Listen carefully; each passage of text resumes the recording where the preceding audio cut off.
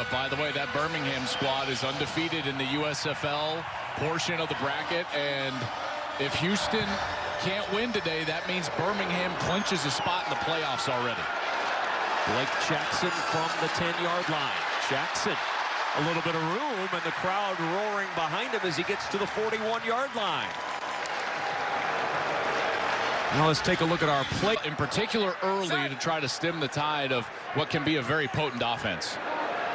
Jacob Pearson in motion on first down from the 41. And it's Pearson who gets the swing. Pearson upended as he gets to the 48-yard line, and a flag is down. Yeah, sure looked like he got that face mask grabbed on the opposite side and twisted around as he went down to the ground. It looked like maybe Colby Richardson, number 9. Here we go, here we go.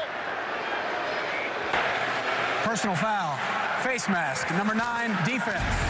15 yards added to the end of the run, first down. There's Richardson trying to stay outside. Easy grab of the face mask right in front of the official, and now St. Louis will be, Here we go, stay with me looks now. like maybe what, across the 50-yard line. That's right, all the way inside the 40 for A.J. McCarron. He is playing so well.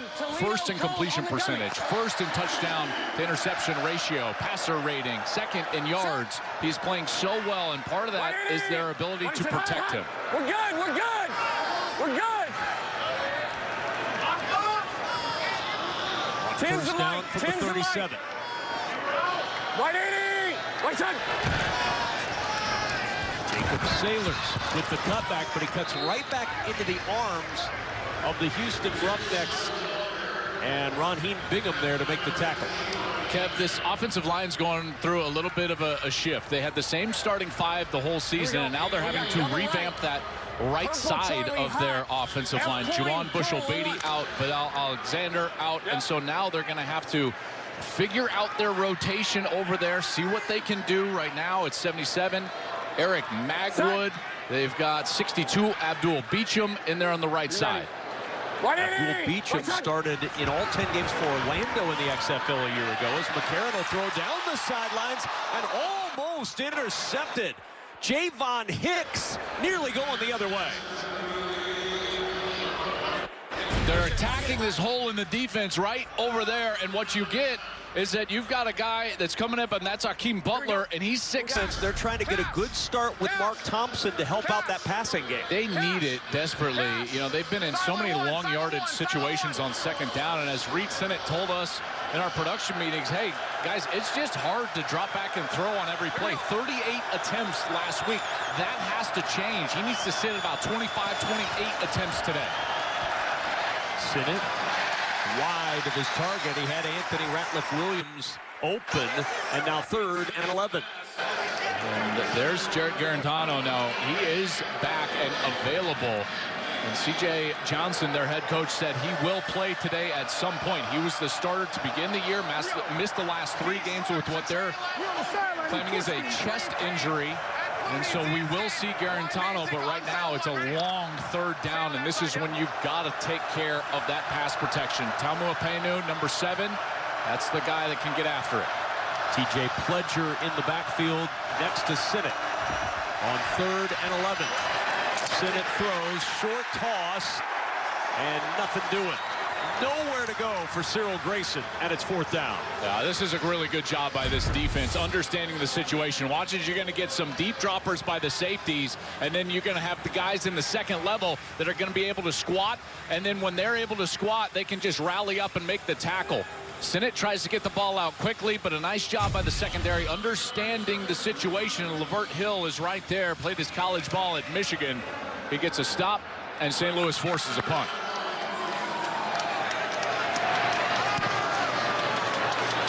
Ford Pearson is the deep man. From the 23, Pearson slips through 1 tackle. Flag is down, as is Pearson at the 35.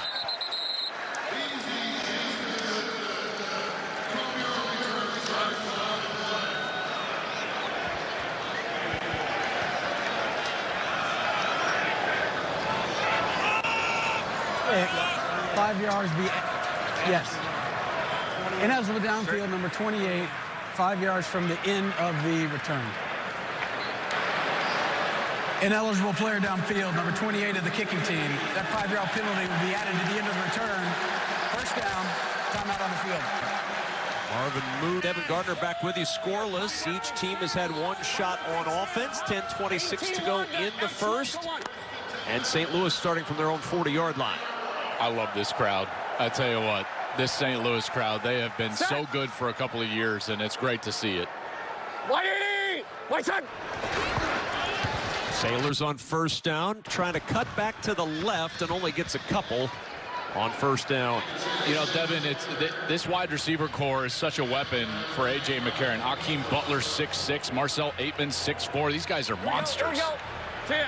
Yeah, absolutely. And as a quarterback, you know, it's just much better to throw to bigger targets. It's just easier. Imagine throwing a rock in the ocean from a boat. I mean, you can just throw it anywhere and it's going to hit. And that's what you get with these big, tall receivers. I was told Nuke Lelouch could not hit the ocean if he threw it out of the boat. White side!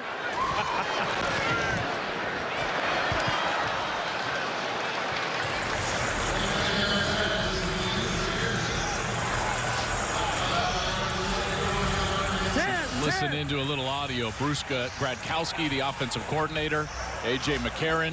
Where do they go on third down? Hey, trips up tight, text. 50 story, last special.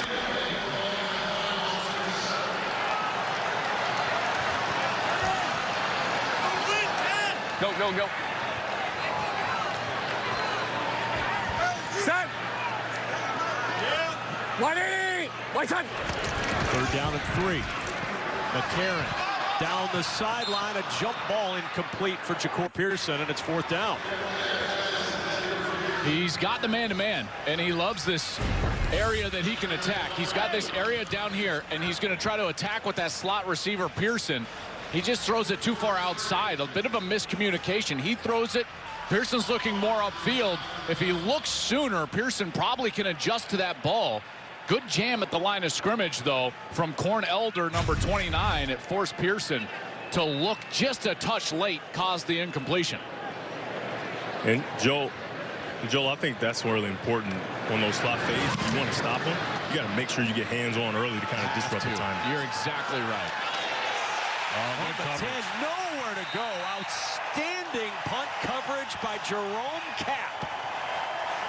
Nothing doing For the season that was similar to last year. The difference was once they got Mark Thompson healthy and in the game, they started winning games, and here he is with a first down run. A nice gain over the left side. And Kevin, the reason that's important is, like I said earlier, they live in second and long. It's a reason they're 1-4. If Mark Thompson can provide more positive gains on first down, this offense will get going. And that's a great example right there on first backed up. Well, and Curtis Johnson telling us before the game, Joel, expect to see more Mark Thompson. He's ready. He's healthy. He hasn't been quite ready the last couple of weeks for a full workload. He'll get a full workload today. Here they're going to motion him back into that home position there, right on the dot behind the quarterback. And on second down, Thompson is buried. Willie Harvey. Before Thompson could look upfield, all he saw was a blue and white 51. Well, you go from on schedule to off schedule. Where do they go on 3rd and 10?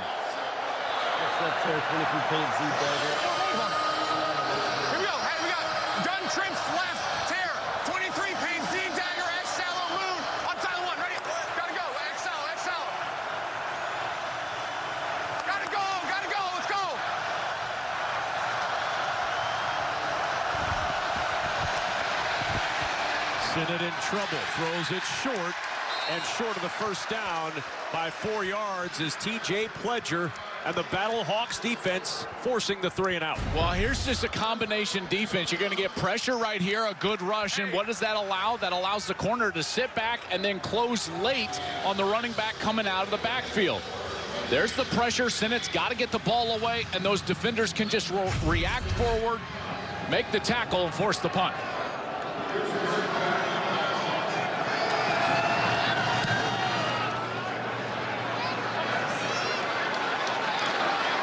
From the 30-yard line, Pearson to the 44 and dropped there. 6:21 to go in football. 180, white side. McCarron from a clean pocket and on the run finds Hakeem Butler all the way down to the Houston 31. They're doing a great job here of attacking the hole in the defense. And right here, Reuben Foster gets a little run fake. And what that does is that opens up this area of the field. Now you can just attack it with the wide receiver. And there's Butler for an easy completion. That's exactly what they needed on a first down. Halfback slow screen right on. Right. That's a beautiful ball right there on the face mask. He was able to run right through that. Yards after the catch. Beautiful. Set. 180. Wait, set. Off the play fake. McCarron wanted the screen. That was denied and just dirts that ball. It's 2nd and 10. Well, this is a good job by Houston's defense, but I want you to take you inside of football. A.J. McCarron here understands that he cannot throw this ball downfield. Why? Because it's a screen. So he's going to have linemen downfield. So if you're going to try to throw the ball away on a screen pass and you're a quarterback, it's got to be at the feet of the wide receiver or the intended wide receiver, which in this case is the running back. That's a smart burn by A.J. McCarron. Set.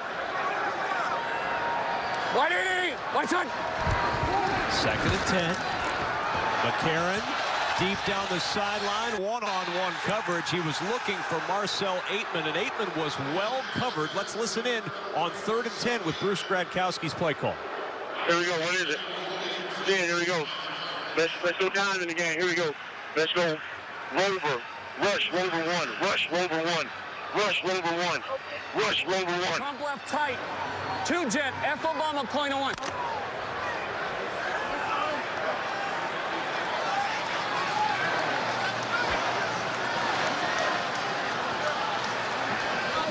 Mike, y'all go to 10.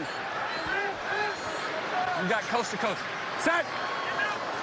180. White set. On 3rd down. McCarron looking deep. Looking for the end zone. It's underthrown and it's intercepted by Markel Roby. Roby returning it out of the end zone and down shy of the 20-yard line. The ball popping out as he hit the ground. They're ruling him down at the 18-yard line where it'll be Houston ball after the pick. Well, it's man coverage. McCarron commits just a quarterback sin here. You never throw the ball late this far down the field unless you got somebody wide open on a scramble drill, which he doesn't. Man coverage, so the defense is back there with the intended wide receiver. Prior to the ball coming out. Safety Markel Roby just rolls over and easily picks that one off. They want a fumble, but it was caused by the ground. What a nice stand from Houston. Markel Roby with the interception. It'll be the Roughnecks ball when we come back. Job here as the free safety. They're going to roll to cover 1, which means you're trying to get this over route from Hakeem Butler, but the safety's going to take it away. Roby, he takes it away, and then at that moment, the ball's got to leave McCarron's hand way sooner. Timing is the biggest culprit of this interception. That ball, as soon as Butler is taken away, it's got to go out to the outside. It did not. Blake Jackson was not there. He wasn't ready, and Markel Roby gets the interception. Just the 2nd thrown this year by A.J. McCarron, and now 1st down and 10. Reed Sinnott to work for the Roughnecks. Sprints it out to Pledger, who drops it. He had room to run up that left sideline as we check in with Devin Gardner. Hey, I've seen a lot of guys play that middle-high 1 safety. I don't think I've seen many play it that well. What did you see? Man, look, we studied this guy all week on film. We know he's a pro. We know he ain't just going to give it up, man. You got to really dial into this man, really find out who he is as an individual. Just stuck to my keys, man, read those shoulders, and let me home. Let him home. Good luck. 2nd down, a strike thrown by Sinnott to Justin Hall on the slant, and the Roughnecks get the 1st down. Yeah, and they're 3 and out on their first 2 drives, so they're finally able to move the chains here. We'll see if they're able to get a little bit of a rhythm. River weak lock. River weak lock. River weak lock. River weak lock.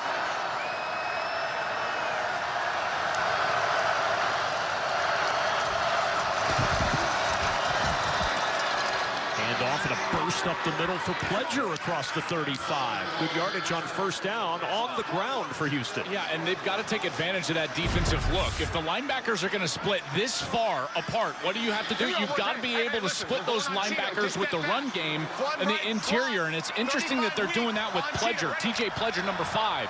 It's very clear St. Louis is going to defend the run when Mark Thompson is in and the pass when Pledger is in. And you're seeing that defense play out. There's Pledger again. Burrows forward for a yard, maybe 2. And let's listen in now. 3rd down. Haskins 12. Make sure you got the right guys. Lead left slot, 37 Grease. Kill 35 Duo. Lead left slot, 37 Grease.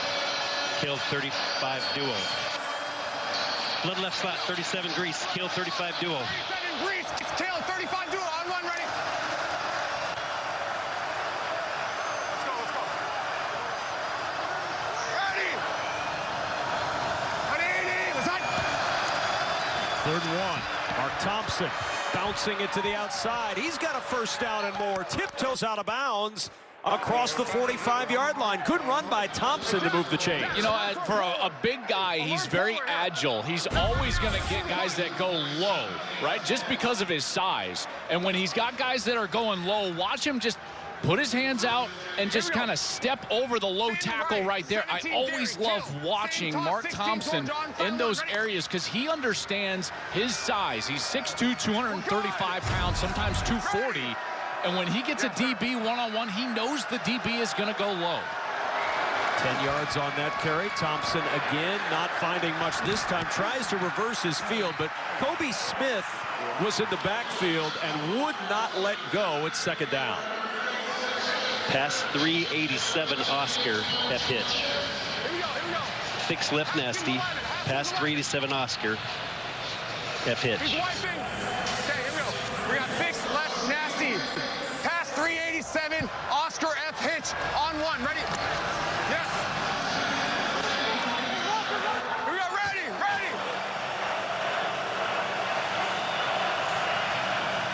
180. Let's go. 2nd and 13 after the loss of 3. Sent it to the sidelines and back to the original line of scrimmage is Kiki Chisholm. Now 3rd down. Joel, those first 2 drives had a lot of protection issues. 22 paint. And so now they're going with an extra offensive lineman. Trey right tear. 22 paint. All-go special Z search. Wide bite. Well, they're going to need the protection here. They're trying to go to all-go special. Z's going to have a little bit of a read, so if he gets off coverage, he's going to drop out of his route.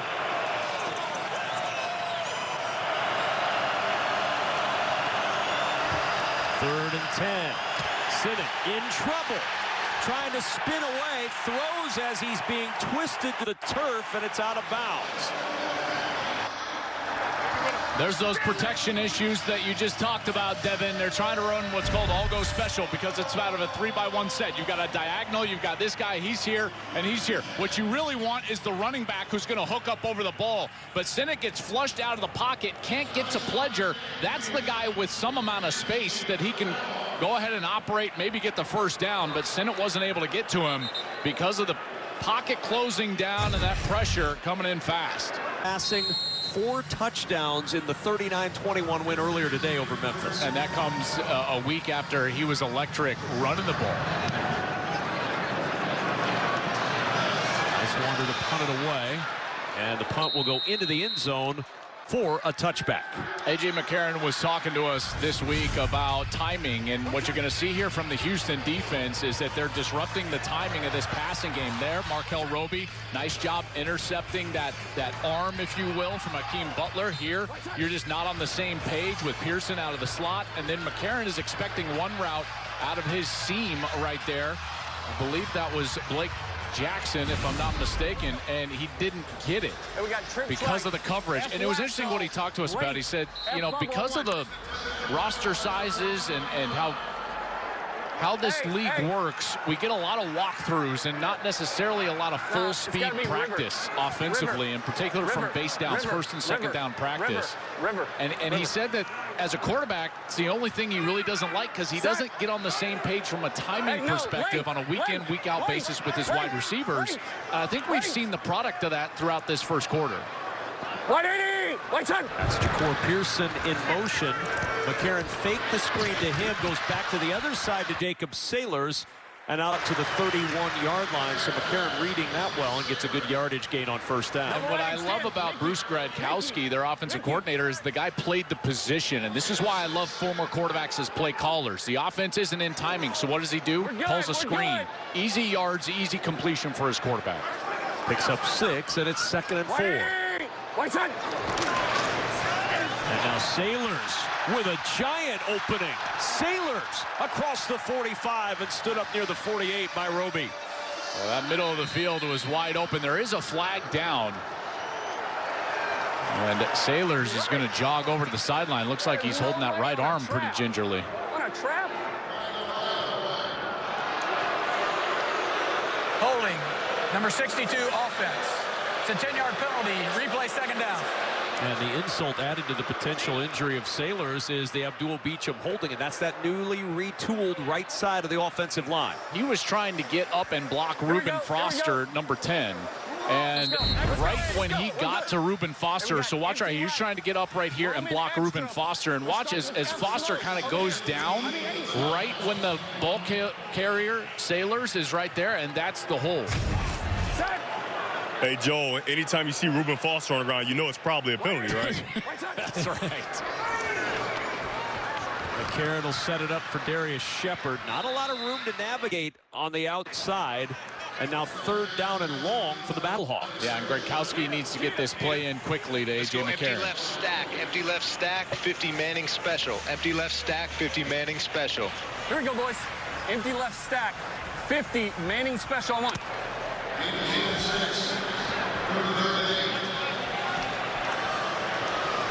You know, when I hear Manning special, I think of this little bench route that Manning made his whole career out of in Indianapolis. We'll see if they run that. 180! White side! 3rd and 9. Karen a step up. Catch made by Pearson. 1st down, St. Louis. Ja'Cour Pearson with that speed to the near sideline. Yeah, and they got man coverage here, and they wanted man coverage because of Pearson's speed, like you were talking about. Watch Pearson, he's going to start here, and you've got man coverage out of this inside defensive back. He can just not catch up. This is a beautiful job of understanding the coverage, and you see how he just ran through it. Devin, beautiful job by Pearson there to understand the coverage and keep running through green grass. And the little move he did in the route is called a stair step for young receivers at home. When you do that versus man coverage, it creates just enough separation. He's able to catch it and go get the first down. Wayne Gallman on the field for the first time in the backfield, and a double pump and then a fingertip grab on the sideline from Marcel Aitman. I mean, what an advantage St. Louis has with the size of these guys on the outside. Aitman is 6'4". Akeem Butler is 6'6". You tell me. I had 75 downfield. All right. The quarterback. We're going 75 downfield. The pass just came out so quick. That's the question. But he hitched it and then threw it. So you pick it up. Right. Foul. This up. There's no foul on the play. 2nd down. Jared Jones-Smith, the left tackle, number 75. Alert the Hemi. He was sliding downfield just a little bit, but they pick it up. And again, that quick throw, you've heard A.J. McCarron pleading his case. That quick throw, generally, it's very difficult to get a lineman downfield. McCarron starting to find his rhythm. He was 3 for 8 on the first 3 drives. Now 7 for 12 for the game. 2nd and 6 at the 47. Here we go. 180! White side! Coleman the carry. Met in the backfield. Nowhere to go. Chris Odom, 2nd time today, Joel. We've called his name, the veteran penetrating into the backfield for Houston. Well, this is just a total whiff by the tight end on the outside. Watch the tight end here, and he's just going to get beaten right inside by Odom. That's a beautiful inside move, and now he's just sitting there. And as a running back, that's got to be a terrible feeling. Wayne Gallman gets the ball. He played his college ball at Clemson. And he comes out, and he's just like, I got nowhere to go. And Sutherland has got to make that block. The end crossed. Well, you know Anthony Beck, the longtime NFL tight end, wasn't thrilled with that from a tight end on the field. 3rd and 7. Pressure picked up. McCarron in trouble. Now he goes down. The ball is out, loose on the field, and it's covered up by Jared Jones-Smith. But a strip sack from Chris Odom, living in the backfield today. I mean, how about those 2 snaps from Chris Odom? Here he is, 93, and he's going to attack, get to the quarterback, and we'll see. Yeah, that ball was definitely coming loose before he was down, so it was live. But St. Louis was able to recover, and oh my goodness, they get a holding call in the back end. He's trying to throw it over to the left side. Let's take a look at this. Colby Richardson, here's the corner, and he's working against number 3, Marcel Aitman, and he gets both hands out. No doubt that's a hold. You can't bear hug him like that. This ain't Elf. Oh my goodness. Marcel Aitman, beautiful job of at least forcing Richardson to hold him there. But if it were Elf, what a delightful afternoon we'd be. That's right, and then after this we would all eat Toll House cookie dough and eat sugar plums. 1st down and 10. Gallman stacked up at the 44. Someone somewhere is mad at Joel Klatt for bringing up Christmas things in the middle of May. I mean, it's out of season. Somebody's going, come on, Joel, it's way too early for that. I understand that, but I'm trying to think of anything like that brings up a bear hug. And then all I can think about is Elf, when it's like, does someone need a hug? And he looks and he like tries to hug the raccoon. Remember that? Oh yeah. There you go. That's all I can think. If you want to go with another Will Ferrell movie, you could go Semi-Pro, where he wrestles a bear. That would be good. Devin, why are you upset with me? I'm a little upset because you forgot the syrup. McCarron to the air for Hakeem Butler, and Butler stops short of the 1st down. It'll bring up a 3rd and short as we listen into Bruce Gradkowski calling this crucial 3rd down for St. Louis. Rat to Gin right X orbit 51 Buccaneer. Rat to Gin right X orbit 51 Buccaneer. Here we go. I'm right here. Rat to Gin right X orbit 51 Buccaneer on 1. Right. You want to towel? Let's see if this right side of the offensive line can hold up. They're having problems with Chris Odom over there. Odom not in the game right now. Rodriguez, who had a sack last week out on that right side. McCarron sets up to the left side. Well defended. What an outstanding play by Colby Richardson, who had the hold that negated the Odom sack before, and it brings up 4th down. Yeah, I think that they're going to go for it here on this field position.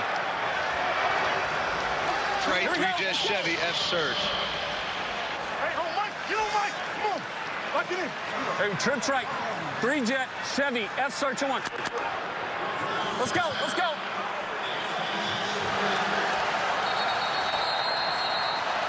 And a timeout used by Houston before 4th and 4. Hey, clean the huddle up. Timeout, Houston. It's their 1st of the half. This is a 30-second timeout. I can always call timeout if you don't know. Hey, pay attention. Hey, everybody over here. Let's go. Here we go. Hey, talk to him. Let's go. I'm going to play more. You guys understand that? Let's go, guys. You got to hunt. You got to hunt. You guys got it. Oh, you got to go get it now. We got to set. I'm going to make him hold the ball. Rush games. We're going to go rush games. Hey, we're going to go rush games, 54 copper. Execute. Let's go. What personnel? It don't matter. As soon as I know, here we go, 10. Here we go. Down. Rush games, 54 copper. Rush games, 54 copper.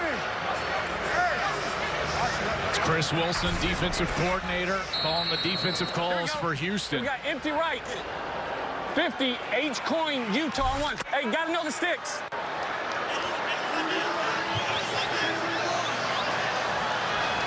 Four yards to those sticks. Hey. Scoreless second quarter. 6 for 9 this year on 4th down, St. Louis. What's up? And on 4th down, McCarron with time. Over the middle, and it is caught The tackle made immediately as Stephen Mitchell lunged out to get that first down. Well, they clear out the middle of the defense. Watch these clear outs. And these clear outs are going to open up the middle of the field, and then they're just going to bring this drag right over here from this right side. I thought McCarron was going to hit him right there, but now he just pumps one extra time, now gives him the ball, and it's a completion and a first down for Stephen Mitchell. And how about the job that offensive line did? Gave McCarron all day to throw. Yeah, that's exactly right. They did a beautiful job. Best of the day, really. First down and 10. McCarron up, throws immediately, and Keandre Thomas says, "You're not going anywhere, Marcel Aitman." A couple of good tackles there on the last few plays. Colby Richardson on the outside on third down, and then here Keandre Thomas. And so far, there has just been very little room after these completions, and Houston understood the task. In order to defend an explosive offense, you've got to tackle in space. It's just a prerequisite, and they've done that so far today. Much improved from last week against Birmingham. No. Set. White side. Second and 12. Wayne Gallman bounce into the edge. And Gallman gets good yardage before Donald Rutledge drops in. Shy of the first down by about 6 yards, and there's still a little pushing and shoving. And an injured Roughneck.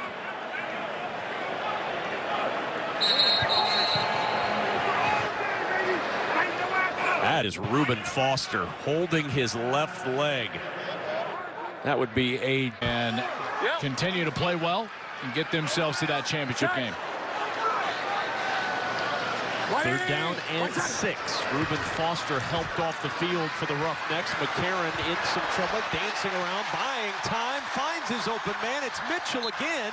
Back-to-back third down conversions for the former USC Trojan. And you got to give the offensive line a lot of credit here, because the secondary cannot be asked to defend for this long. Watch as McCarron is able to just slide up in the pocket, and as he slides up in the pocket, the secondary finally breaks down, and that's what allows Mitchell to find that hole over the middle of the field. And this defensive line for Houston has got to get there. They've got to get to A.J. McCarron. C.J. Johnson talked to us about their biggest key was to get to McCarron, get him off of his spot. They've been unable to do that over the last couple of snaps. Set.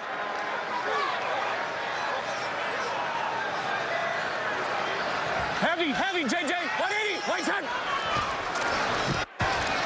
McCarron floats it down the sideline. Jump ball! And Hakeem Butler with his 4th touchdown grab of the year. He's just too tall. Between the advantage in size that Hakeem Butler has over Colby Richardson and the ball placement. Watch this read by McCarron. Richardson tries to stay on top, and so what does he do? Just go right to the back shoulder, and he drives that ball outside onto the back shoulder. That's not floated to the back of the end zone. Hakeem Butler just has to drop out. He goes to the back shoulder. Easy catch, touchdown, Battlehawks. And now they'll go for 2. They're 5 of 11 on 2-point tries this year. Set. 180. White side. McCarron buying time, chased by Logan, all the way back at the 25-yard line, and he'll just throw this wobbler into the air, incomplete, and the 2-point try is no good. But with 5:12 to go in this opening half, the Battlehawks finally on the board. Hakeem Butler's 4th touchdown catch of the year, his 12th in the last 2 springs, and a 6-0 lead for the Battlehawks, and you know they love it in St. Louis.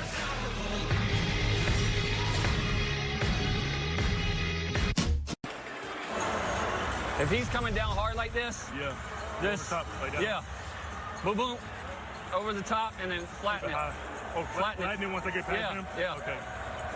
Unless he runs with you, then keep it on a high angle, and I'll throw it.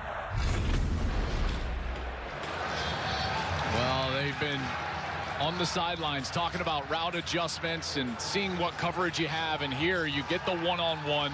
Colby Richardson has good size, guys. I mean, he's listed at 6 foot, 6'1", right around there, but against 6'6", you just have no chance. And That's a beautiful completion for a touchdown. Akeem Butler in the end zone. It's not enough, Joel. That's right. 6'1" ain't tall enough, is it, Dev? Not at all. And the kickoff. Oh, good. That's so smart. He was his foot out of bounds as he fielded it. Reggie Roberson, that is so smart. Putting that foot out of bounds, makes the ball out of bounds, draws the flag, and creates. Touch the kick. By rule, this is an illegal kick out of bounds on the kicking team. The ball will be placed at the 50-yard line. This is so good. As it's rolling there, he's like, oh my gosh, this is going to stay in bounds. Nope. Puts his foot out of bounds, touches the football, it's out, and we've got great starting field position. Let's check in with Devin. Yeah, I'm down here with the last time I seen mismatches like this was in Little League football. You know, the 12U kid that's already 6'2". Yeah. What do you see when you see a guy that's a 6'1" corner, but he's still too small? I don't really know, truthfully. Honestly, they just gave us man. It felt like for the first time without like doubling me or bracketing me, because I've been seeing that a ton this game. It's getting annoying. But they gave me what I want. AJ just trusted me again. I appreciate it. Because it was getting so annoying, is that why you start to just leave the building after the touchdown? Yeah, it's time to go. Good luck, Richard. Appreciate you. Oh, that's He's great. a talent. Haskins 11, stay. Haskins 11. What a stack of weapons that A.J. McCarron has to work with on that offense. Meanwhile, for Houston, their best starting field position, thanks to the play by Reggie Roberson and a good gain on first down for Reed Sinnett's offense. I mean, that's a 40-yard play by Roberson. You know, I mean, think about that, and it's just the wherewithal, the smart play to put that foot out of bounds and gain field position. Now second and 4. Low snap. Sinnett wasn't looking for it. Able to pick it up. Throws it deep. He's got a man wide open. It's Cyril Grayson. And he's out of bounds. That almost became the highlight of the year in the UFL. A dribbled snap to a 50-yard touchdown. And because of that, because Sinnett dropped that snap, he's unable to keep that ball in bounds. I mean, normally if this is just a normal course of play and a quarterback throws the ball out of bounds, I'm usually all over him. But here, I mean, he's just trying to heave it down the field, and he almost gets it there, but he just can't connect. And Grayson ends up with that foot out before the ball even arrives. So 3rd and 4.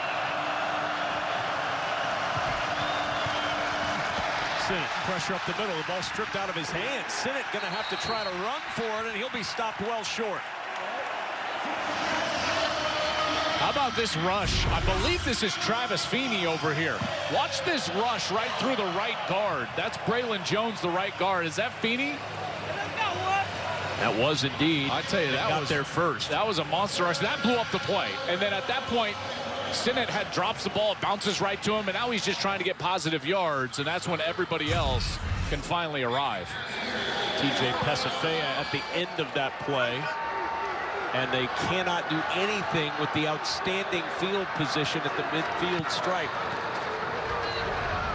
Nice Wander will try to pin the Battlehawks deep. With a bounce at the 15, takes a nice roll for St. Louis, and near the 20-yard line is where the Battlehawks will start. A.J. McCarron, much to the delight of these. Too much. Last drive, they were on the field for 8 minutes and 41 seconds. Then a quick 3-and-out from their offense, and here they are right back on the field. Longest drive by time this year for the Battlehawks, and they take over from their 20, 1st down and 10. White side. Off the play fake. McCarron under pressure, able to flip it as he's getting yanked to the turf. And almost a forward option pitch to Jacob Sailors gets positive yardage. I mean, I love it. You just got to, by any means necessary at the quarterback position. If you're getting dragged down, you can still get that football to your running back. Here he's trying to scoot up in the pocket, find some space, and he's just like, oh, nope, I need to get this ball out of my hand. And does a great job right there, getting it to Sailors, who's able to get some positive yards. Set. Every Alabama fan of a certain vintage is like, yeah, that's right. You learned that at Bama. 2nd and 5. Quick toss. Jackson dancing short of the 1st down. Brings up 3rd and 1 as we check in with Devin. Yeah, Joe, you guys talked about how much pressure Reed Sinnett is on, and a big reason why is the young man standing next to me. You get a chance to get inside and go against a guard. Talk to the fans about how different it is rushing against a guy that's not used to seeing your abilities. Yeah, it's different when you got a big guy that ain't used to seeing speed. You can shock him with speed. This time I decided to use my strength and bull rush him. My boy, number 93, my boy TJ came and got that sack. So, you know, it was a good play. It was a good change up for us. You know, we keep them on their feet. Keep getting pressure. Yes, sir. White side. Third down and a yard. Bat it down. That's Adam Rodriguez who makes the play for Houston, and it's 4th and 1. Yeah, that's important here. This is an important series for this Houston team. And they are able to get off the field, and Adam Rodriguez, this is a guy that has been able to put pressure on the quarterback throughout his tenure. He was with the USFL's Philadelphia Stars the last couple of years. Last year had 6 sacks. You know, he was an FCS All-American at Weber State, 10.5 sacks back in 2019. But that's a big stop right there. You could feel the momentum starting to shift and slide to St. Louis, even up just 6-0. And they're able to get themselves up. Houston gets a big stop on defense, and now St. Louis will punt it away. Can Reed Sinnett and the Roughnecks offense put anything together before halftime? Remember, St. Louis took the ball to start the game, so a chance for Houston to double up here if they can get something going.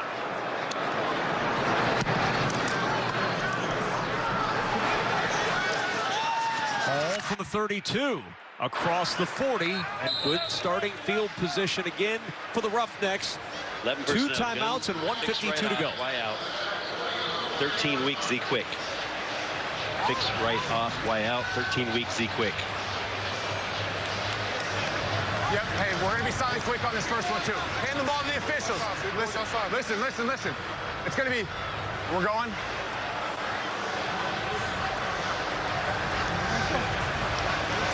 Jack, it's going to be silent quick. It's going to be, listen, don't break the huddle. Gun fix right off, Y out, 13 weeks, Z quick. Okay, don't go anywhere,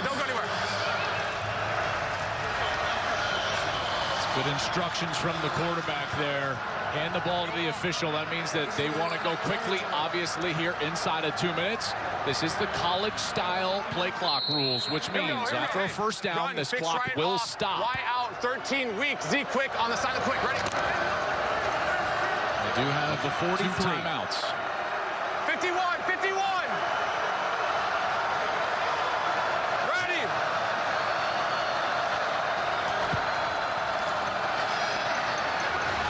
Williams got a block down to the 49. Trips left. Trips left tear. Y stick. Sarah X crack. Here we go. Trips left tear. Hey, Sarah. Hey, Sarah.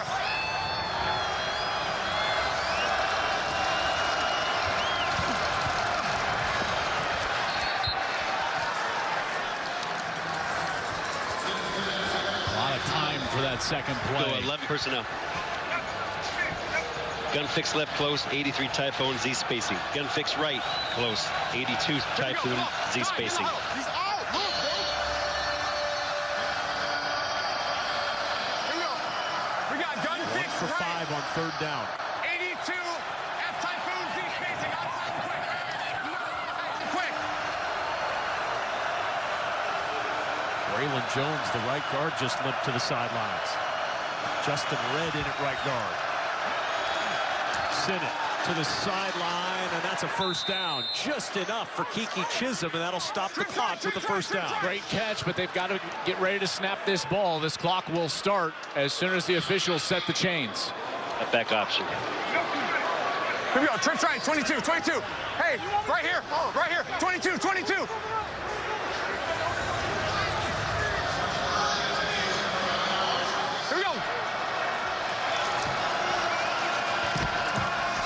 First down, pressure coming from the backside.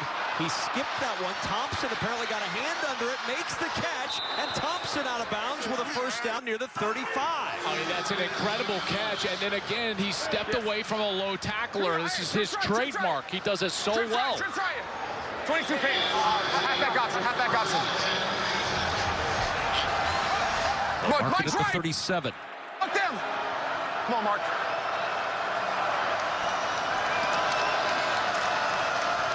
Sinnott, first down. Thompson the catch. Ball jarred out. Recovered by Pesafea. A catch, a fumble, and the Battlehawks take it away. Okay, so we got a completed catch and a fumble. All right. The ruling on the field is a completed pass and a fumble. Recovered by St. Louis. First down. Got to be the process here. He's got to have control and then an element of time to make a football move there. He does dip down to take on the contact. The question is whether he had control that whole time. Hey, who's this? 1, 2, 3. Okay, here's what we're looking at, Derek. We've got control. We've got 2 feet, and then we have that additional step, which is the element of time. So third step, then contact, ball comes out. So we are going to agree with the catch, fumble, and the recovery by the defense. Ruling on the field is confirmed. First down, St. Louis. Hey, double right. There's that third step. Lightning on one. I tell you, in real time, this looked very bang, but as you slow it down, and Mike Pereira did a great job walking through that process. He's got control. He's got the 2 steps, then the third as contact arrives, and that's a huge play there for St. Louis, who now have 3 timeouts and 50 seconds left. McCarron to work on first down from a clean pocket over the middle, finds his running back Sailors out to the 45 where it's second down. Clock stops with the use of a timeout. St. Louis. This is their first of the half. It'll be a 30-second timeout. Game clock operator, please. One, trips right. 51, Haas, F2, come on. Just always flinch a little bit talking about long field goals when A.J. McCarron is on the field, if you know what I mean. Yeah, no doubt. Right, my son. Second and 2. McCarron, sideline off the fingertips of Sailors. Let's listen in on this critical 3rd and 2 for the Battlehawks. Same thing. Let's go on the ball. One hole. Here we go. Same thing. 51.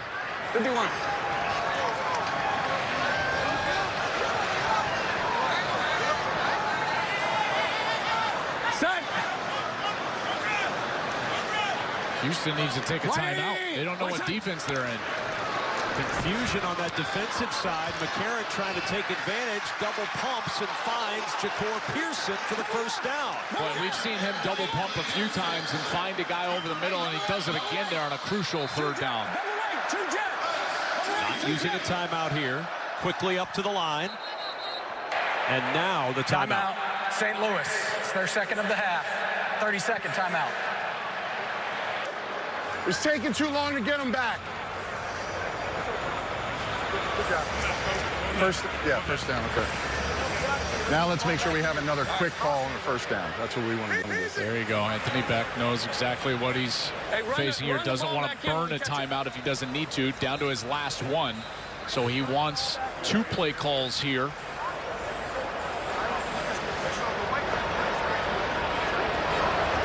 Especially if they're able to get a first down. And the St. Louis team gets this ball because of a great play by their defense. Houston driving, trying to get a score. Mark Thompson, he gets hit by Mike Rose. Played his college ball at Iowa State. Mike Rose knocks that ball loose, puts his Battlehawks offense right back onto the field. And here they are driving right about field goal range. Yeah, need about 5-6 more yards. McCarron will try to get more than that on first and 10. Stepping up and throwing deep. He's got Butler open at the 20. Leaping high and out of bounds at the 15.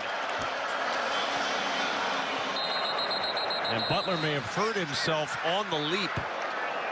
Yeah, that is just a dangerous spot to put yourself in. Remember, Butler is 6'6", 220 pounds. McCarron again finding space as he works up in the pocket, finds Butler, and then here he tries to go up and over and just lands so awkwardly and immediately reaches for that back. Yeah, but he was out of bounds.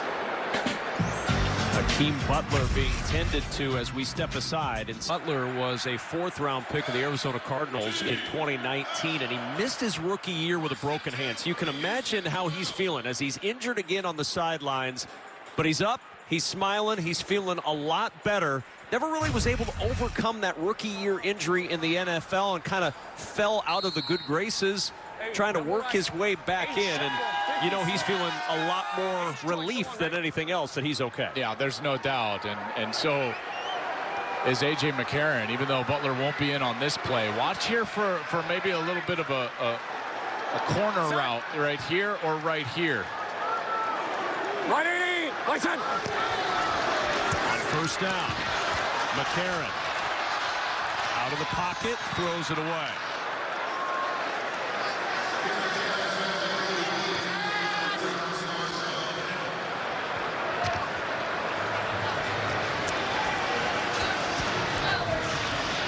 Let's go bump right, F surge, 3-jet Chevy, F choice, or Chevy F surge. Bump right, 3-jet Bump Chevy. right, Z surge. Chevy, F 3-jet Chevy, on one, right? F surge, bump right, F surge. Or Z surge.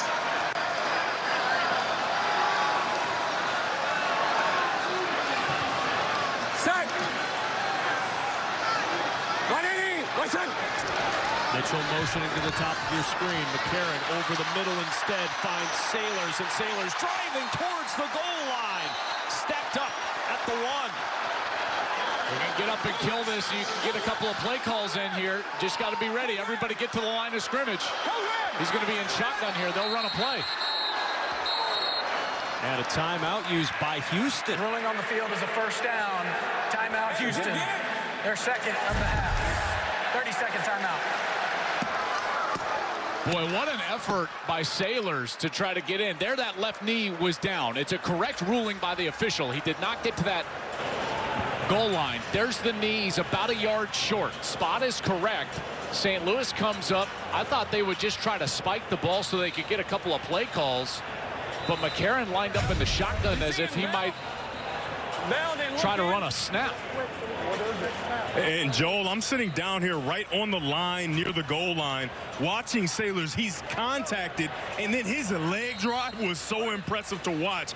Obviously, he's been doing his squats in the weight room because he drove and forced to get that first down, which is super important because the clock will continue to run. If he doesn't get that first down, they won't get that quick stop, and then obviously they won't get Houston taking a timeout there so they can devise a real play from the half-yard line. I think Houston called a timeout so that they could get their big defensive lineman in there. I think what was going to happen is St. Louis was going to come up, snap the ball, run right up the middle. They were in a dime defense, no interior defensive linemen. You needed all these big guys in here, and that's why they called a timeout. They lost that third timeout with the Butler injuries. That's why they didn't have one on the St. Louis side. McCarron backpedaling, throws for the goal line, and it's incomplete wide of Pearson with 7 seconds to go in the half. Second and goal, Battlehawks. Here you go. Hey, we're going to go trips right here. We're going to go trips right. Okay. 78, rub up top, X hand signal. Trips right, 78, rub up top, X hand signal. Do the Puma, fade Puma. 78, on one, right? Hey, rub. Cannot take a sack. If he gets any pressure, this ball has got to be thrown out of the back of the end zone. Houston, their final timeout of the half. This is a 30-second timeout.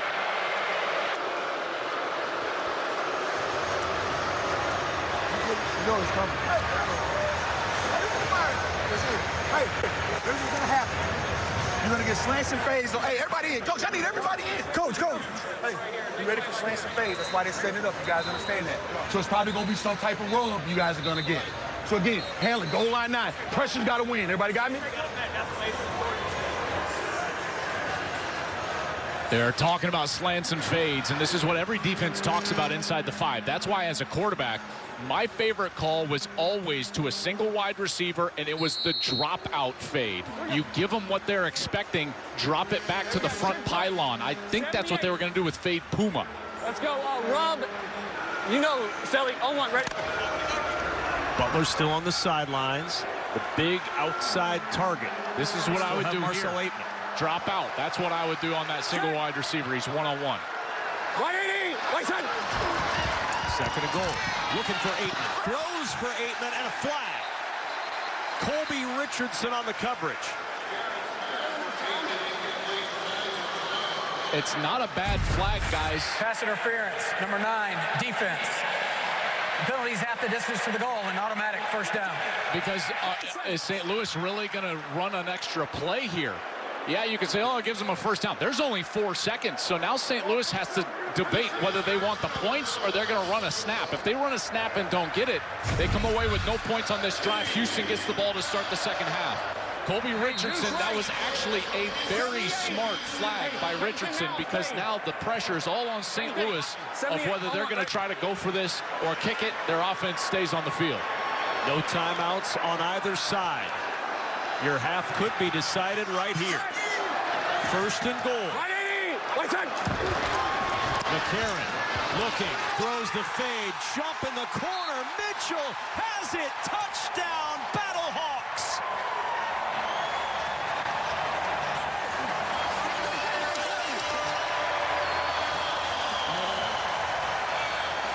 They tried to drop out.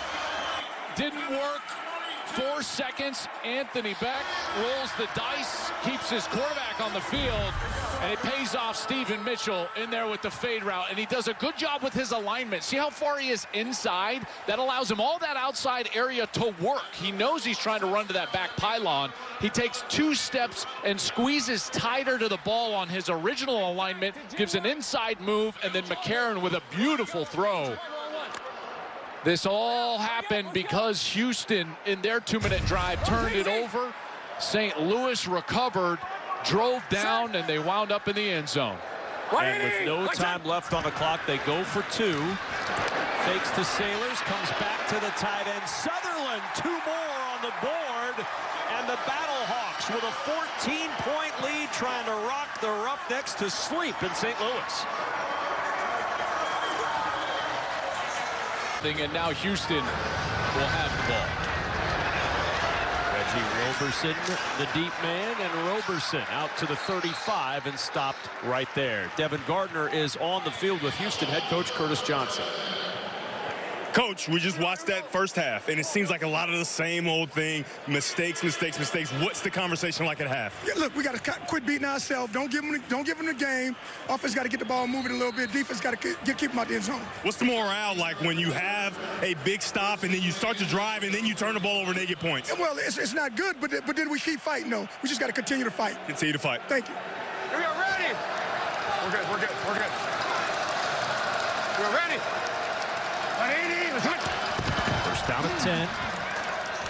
Sinnott wanted the screen. A little adjustment by Cyril Grayson, and Grayson out across the 45 with a first down. I mean, that was wild. I mean, sometimes I get excited about little things here, but watch right here. You're going to have the defensive end drop out, and he's right in the way. I think that's Feeney, and then you've got to come in inside. It's the second window bubble screen. Never seen that before. Great job by Feeney understanding what was going on, but then Sinnott has the wherewithal to pull that ball down and hit that second window bubble screen.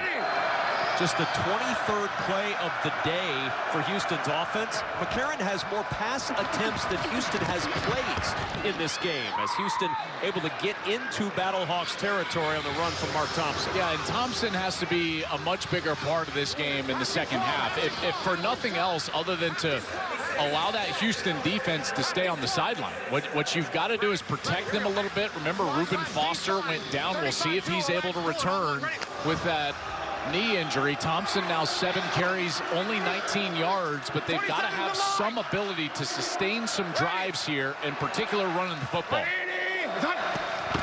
Second and 3 from the 48. It's Thompson again, right up the middle, and gets nothing. And now 3rd and 3. Huge play early for Houston. Personnel, demo left. 53 F. Lucy Shock, Y Saturn. Demo left, 53 F. Lucy Shock, Y Saturn. We got that demo left. 53 Shock, F. Lucy, Y Saturn on the side of the 1. Ready? 53.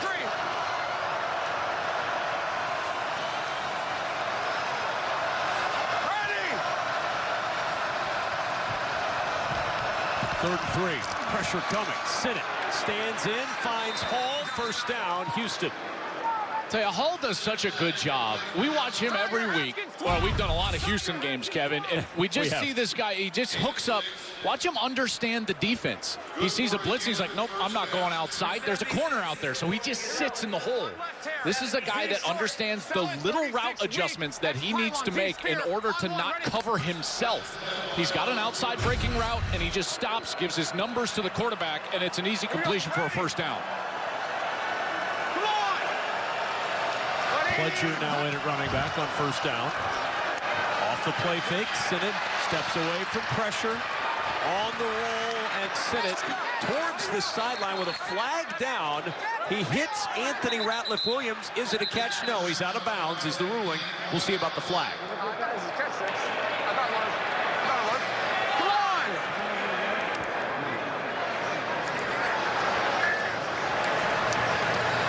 Holding, number 42, offense. It's a 10-yard penalty. Replay first down. Call that on their new tight end, Clint Sig. They had Woody Brandom go down last week. Their normal tight end, so Clint Sig up, number 42. And here's Sig over here on the left side of the offensive line. And he's working right here. He's got a little bit of a double team, and then right there, a little hook. And that's the hold as Feeney was trying to get loose. So back him up to the Houston 48 for its 1st and 20. Pledger back into Battlehawks territory, 4 yards on the ground.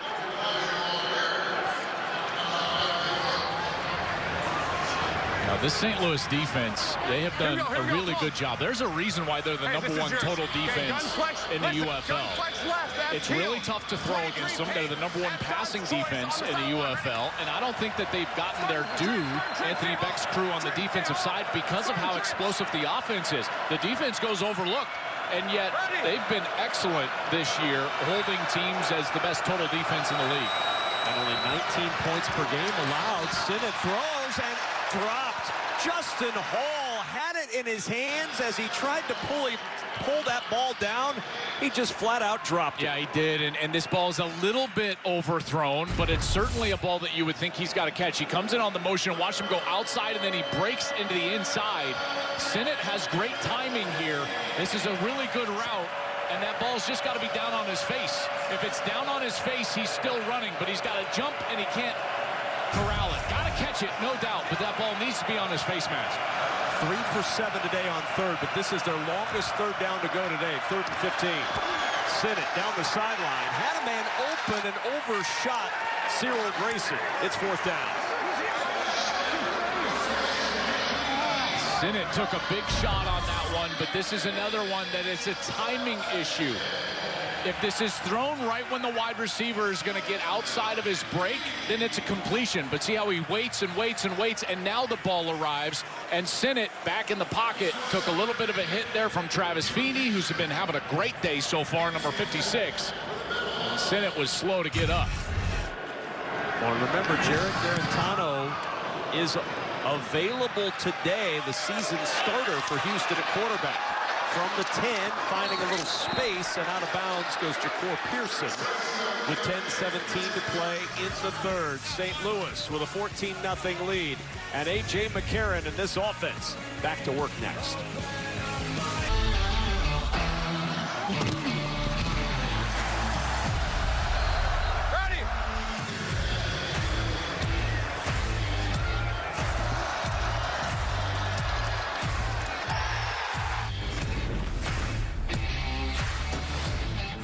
Today's game flow brought to you by Progressive as we flow right back into a Battlehawks offensive possession, their first of the 3rd quarter, up 14-0. From the 21-yard line, this is Jacob Sailors with the carry, and Sailors backs his way to the 29, a pickup of 8. And this is when really good teams, championship caliber teams, This is when they play their best football, is when you can start to smell blood in the water. And Anthony Beck does a really good job of keeping his guys focused on themselves, meaning they don't get worried about their opponents so much. They worry about their own details. They worry about their own shoelaces, as you can see here with A.J. McCarron tying his running back's shoelaces. 19-1. But that type of mentality, this is a series where it pays off. Focus on yourself. You're at home. You got a chance to go up 3 scores here if you can have a methodical drive, maybe take some time off this clock as well. Set. 180. One set. 2nd and 2. The Sailors again, thanks to his quarterback. He's got his shoe tied. He's got a first down. I would venture to guess, of the 2 quarterbacks that I have with me on this broadcast, there are a combined 0 teammate shoes tied by the 2 quarterbacks. Well, Devin, do you ever tie? I remember last season I tied a referee's shoe. That is not a teammate. You certainly never tied Robinson's shoes. I did not. Thank goodness I didn't have to. Right. He did just fine without him tied. 1 set. 1st and 10. McCarron on the slant. Mitchell the grab again. 4th catch for Stephen Mitchell. He didn't have a catch this season. He's had a nice afternoon in St. Louis. Well, another great crowd. Remember, the Cardinals are playing just down the street, and it's Adam Wainwright bobblehead day today, and they still got almost 33,000 in the dome for Battlehawks football. Yeah, this is great. I love it here in St. Louis. Can't wait to come back. And they also have a really good team, and that helps. And this Battlehawks team here, they smell blood in the water on this drive. 1st down and 10. McCarron, pressure, gets away. Bingham still chasing. McCarron on the run, and McCarron will just throw this one away. Good push by Raheem Bingham. And it's 2nd down and 10. And Devin, we saw that number, almost 33,000 in there. And noise is something Houston was working on and having to deal with coming into this game all week. Yeah, I mean, it's extremely impressive, getting a chance to hear how loud it is. I've got my double ears on, and still you can hear how loud the fans are. Every 3rd down, they're extremely engaged. And surprisingly enough, when they're on offense, they're being quiet. They know exactly what they're supposed to be doing. It's one of the most intelligent sports cities in America. You go to a Cardinals game, they know when to cheer. It's a really good sports town. McCarron flushed again. And McCarron will run a little diagonal out of bounds at the 47. All right, well, now 3rd down. Let's listen in. Thinking players or plays let's here? Let's go 10-10-10. 10-10-10. Personnel. 10 personnel. Let's go south right Z short. 3-jet wide push. Speedo. South right Z short. 3-jet wide south push. Right. Z short. 3-jet. Wide push. Speedo on 1. South right, Z short is the formation and the motion. 3-jet is the protection. Everything else is the passing concept. Set. Look right in the middle of that Houston defense. Who's out there? Reuben Foster.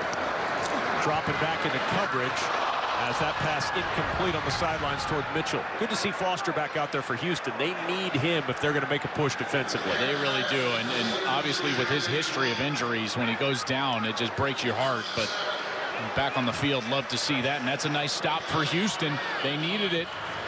That's a series that can get away from you there, and they're helped out by a bit of a drop out there on the outside. We saw Mitchell with the touchdown catch before half, but there, Devin, that one looked like it just went off his hands.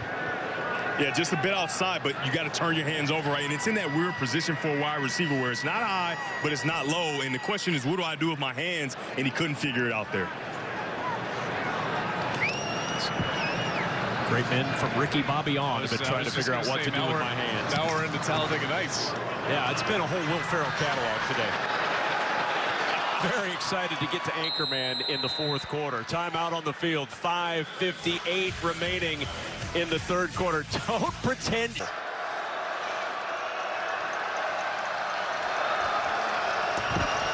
down and 10.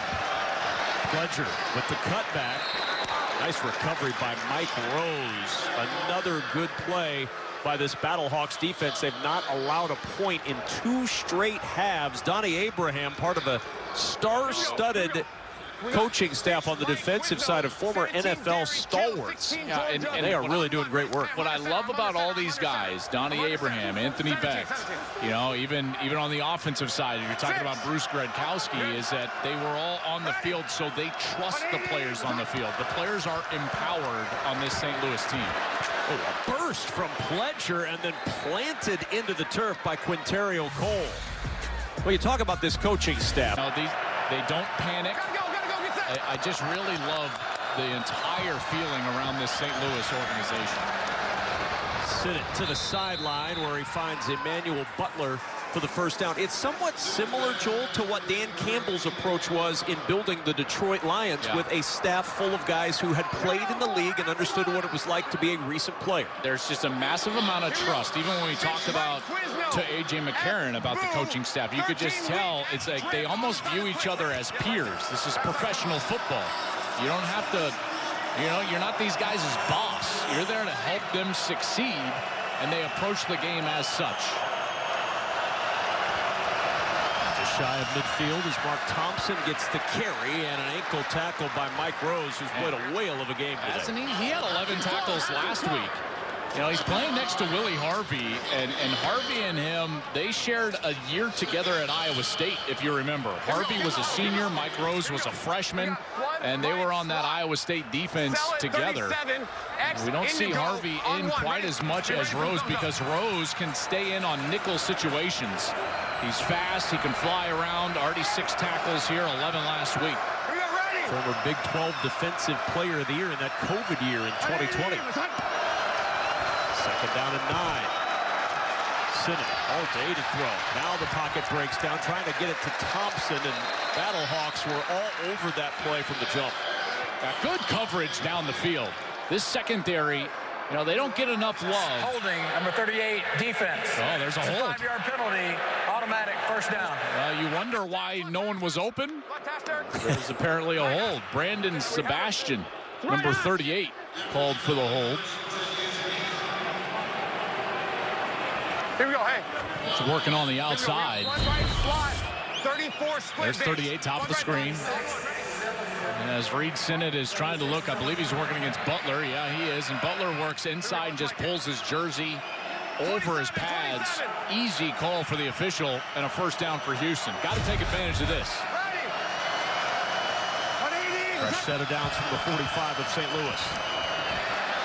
Trying to bounce outside is Thompson. Thompson still on his feet. That is an outstanding 6-yard run by Mark Thompson. How he got 6 out of that, I'll never know. Yeah, it's very difficult because anytime he's in there and he's lined up right here in the home position, here's what you got is all these second-level defenders down. And you look how aggressive they're being towards this run play. So it's all on Mark Thompson. They don't have enough blockers in front. I think in order to get Thompson more space, they should spread them out. Get into a 4-wide receiver set with Mark Thompson in the backfield. The problem is every time they go to that 4-wide receiver set, they put Pledger in the game as the small running back and the pass catcher. Second down. Sinnott just had to get rid of that one. He tried the play fake, but Mike Rose didn't bite on that fake at all. I tell you, Rose is so instinctual as a player and just understands his position. He's going to come off the field here on third down, but he has played a whale of a game, just in passing lanes, making tackles for Anthony Beck.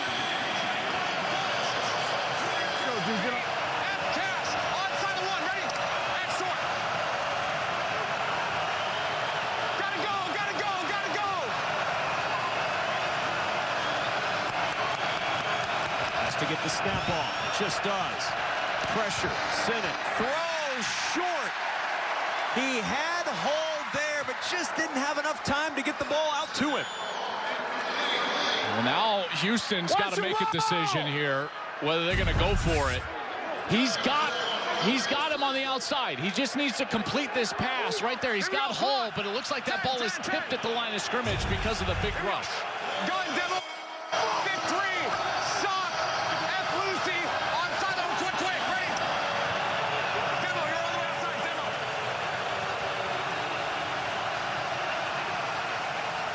Fourth and 3, and the crowd roars.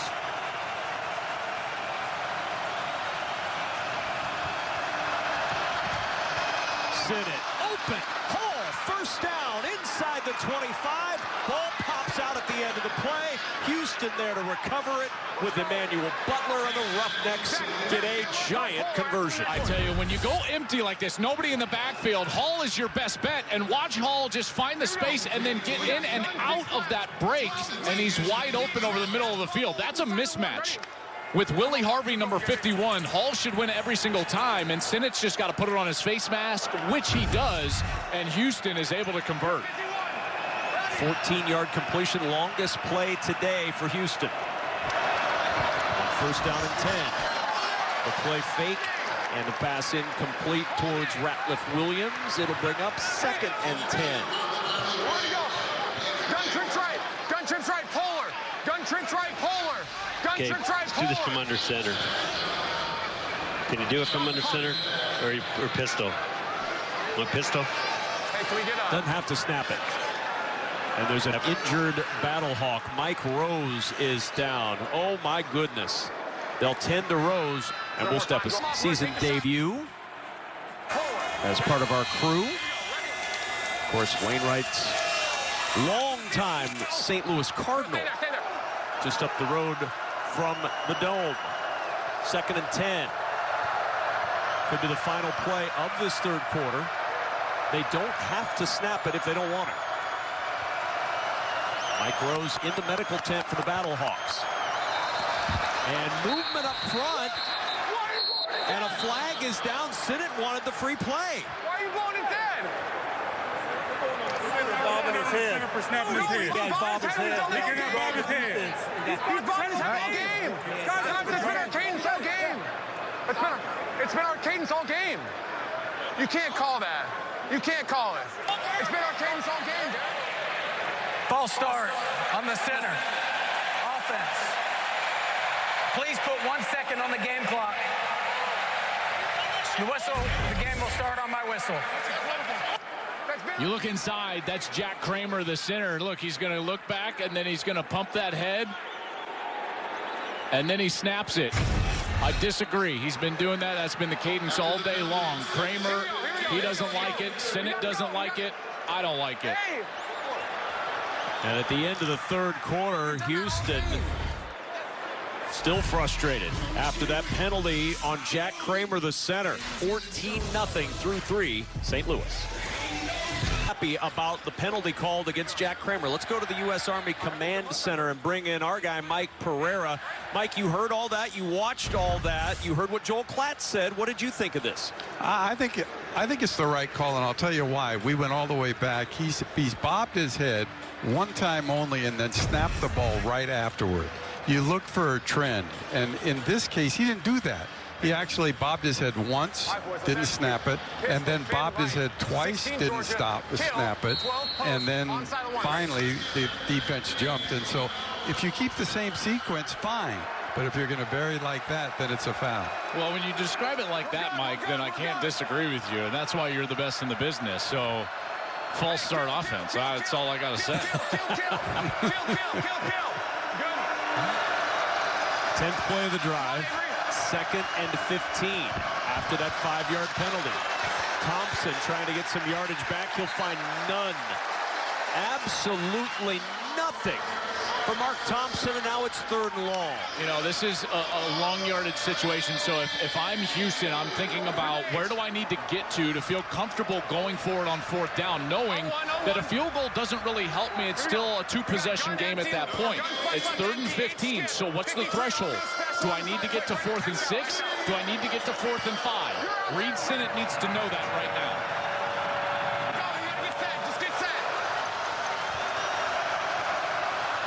Play clock under 3. 4-man rush and a flag down. 77? Yeah. I guess. False start, number 51, offense. 5-yard penalty. 3rd down. These penalties, false starts have derailed this drive. Yeah, and penalties have been the story for them all year, Kev. They're last in the USFL, or excuse me, UFL, as far as penalties go. I think that they got Justin Red here, 77. He's the one that kind of leans back. Yeah, there's the flinch just a bit early. Remember, he came in for Braylon Jones, who limped off earlier in the game at right guard. Well, now, if you're Reed Sinnott, you got to think also about field goal range. If he takes a sack here outside of the 40, now you can't even kick a field goal. So you cannot take a sack. On a stunt up front to get free. Sinnott finds an open man. That's Justin Hall, and Hall fights his way down to the 16-yard line. And I think that keeps them alive for a 4th down. They're going to stay on the field. Now it's inside, what is it now, 4th and 3, Kev? Is that about what it looks like? They picked up 18 there, so it's about 4th and 2, 4th and 3. I mean, 13 week. That's what's right, 13 week. Here we go. Gun trips right. 13 week block wide. Hitch on one. Ready. Gotta go. Officially 4th and 2, and Sinnott's got to deal with this crowd.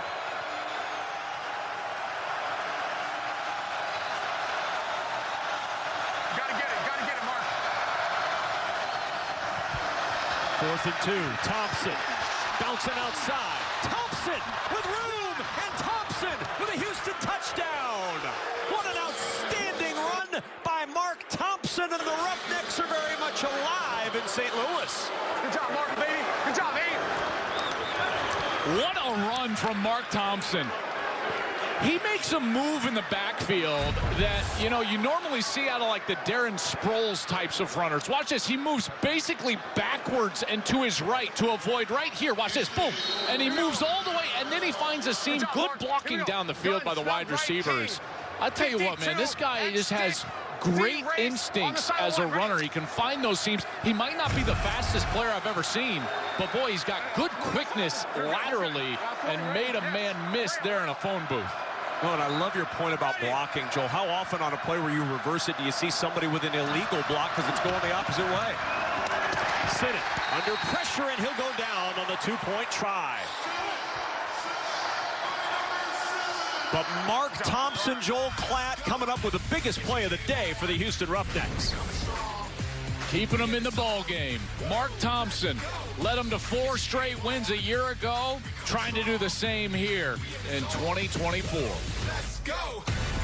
Back in St. Louis, a 14-6 lead. Tight ball game with 13:05 to play in the 4th. Houston desperate to get their season back on track. Reed Sinnott has gone the whole way at quarterback. He's played a solid game. He's got his team right in this thanks to the touchdown run from Mark Thompson. And now a little bit of pressure, Joel, on A.J. McCarron and this Battlehawks offense. They've not been tested a ton this season, especially over the last couple of weeks. On their last offensive series, you got the thought or the feel that, you know, if they had a long drive and were able to score a touchdown, go up 3 possessions, you can kind of put the game away. And Houston answered the bell with not only a stop defensively, but then a nice touchdown drive, including a conversion after a 3rd and 20, and then the 4th down from Mark Thompson. Battlehawks get good field position from the 40-yard line. Let's watch the right side of this offensive line. Remember, it's been retooled today with injuries. Yeah, so you've got Abdul Beecham, 62, Eric Magwood, 77, and early it wasn't great. They gave up the sack, but since they've held their own. Now, has it been perfect? No, but look how many times McCarron is able to double pump, get to his 2nd and 3rd man in the progression, and because of that, they've been able to move the ball down the field. So they have gotten better and better, and that offensive line has only given up the 1 early sack today, and since then, they've held up. Right side. First down at Sailors. Minimal gain over the left side. Joel, how much does A.J. McCarron help the right side of the offensive line get comfortable by getting the ball out as quick as he does? The quarterback is always the 6th man in the protection. Even when you only have 5 up front blocking, the quarterback has to be in that mold because he's protecting himself with his timing. He needs to understand when he has to throw the football based on the picture and the spacing that is created from the wide receivers, and then play in rhythm on his feet. If he's holding the ball too long, the O-line will never be able to hold up. 2nd and 9 after the 1-yard run. Oh, tough snap. McCarron able to pick it up. Now he's just going to scramble and get good yardage out of a busted play. Errant snap, and McCarron cleans it up. 3rd and short coming up. I mean, this is busted right from the get-go with the snap being low like that. It looks like it almost goes off the leg of the center. Panashuk. And McCarron does a nice job, and there's one of his old teammates, Reuben Foster, right there. They gave each other a nice dap after the play. Set. 3rd down and a long one. Pearson in motion. He'll swing it to Pearson, and Pearson can't pull it in. And now 4th down. Well, we've seen Anthony Beck trust his players. I don't know if this is the time with how good his defense generally is, but he's going to keep his offense on the field. 14-6. You sense a little bit of panic in the crowd right now. The 32,000 strong here. 4th and 1. Battlehawks going for it. Nervous time in St. Louis. 4th and 1. Sailors bouncing. Won't get it. Houston's defense standing strong. And the Roughnecks rough on that Battle Hack offense. And the Battlehawks are turned away on 4th down by the Roughnecks. What a job by that defensive line. That's a couple of stops in a row. With the game on the line, with their season on the line, Houston holds strong, 14-6. Well, let's go back to that sequence there. Houston gets a big stop, but it started on 3rd down. Watch here as Ja'Cour Pearson, he has a 1st down in his pocket, just drops it. That's 3rd and 1. So a missed opportunity. McCarron put it right on the money. Pearson has got to make that catch and move the chains. Why? Because here on 4th down, everybody loaded up to stop the run, and J.T. Tyler, number 33 from his linebacker position, does a great job getting in there early and then making the secondary stop against Jacob Sailors. And here we are with the Roughnecks with a great opportunity. Offense back on the field, down a score. And the first time today that either team has started in their opponent's territory from the 48-yard line, and this play is stopped before it starts, and they're going to be out of Battlehawks territory. 6, offense. It's a 5-yard penalty, still 1st down. Their details are just not strong up front for Houston. And the reason is Sinnott has to understand that you cannot snap the ball until your offensive line is set. They have a 6th offensive lineman there in the game, and they're trying to run the football with Mark Thompson, and the 6th offensive lineman is trying to get into his stance in basically the tight ends alignment, and Sinnott snapped the ball. 3rd false start in the last 2 drives for Houston. Of course, they scored a touchdown with the 2 false starts on the last drive. 1st and 15. Sinnott hit as he throws incomplete. Pressure immediately off of that right side, and again it looks like Travis Feeney going to get pressure on an inside move. Watch how quickly he goes inside and then gets to that throwing arm of Sinnott. He can't get the ball out cleanly. 13-week lock shooter on the side of quick. Ready? Side of quick. That was Chris Garrett, number 48, had a blocked punt last week as well. Former 7th-round pick of the Rams in 2021. Handoff up the middle. Thompson trying to fight into Battlehawk territory, and he stood up at midfield.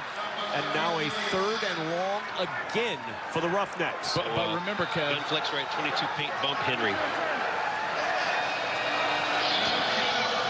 It's not always about getting the 1st down here. It's about also creating a situation where you can go for it on 4th down. They just did this on 3rd and 20 on their last series. If they can get within, I would say 4 yards, they'll go for it on 4th. Justin Hall was the target the last time they needed a big play. Play clock under 4. Sinnott just gets the snap off on 3rd and 12. Steps away, hit as he throws, ball floating in the air. It's recovered by St. Louis, scooped up by Willie Harvey, and down at the 49.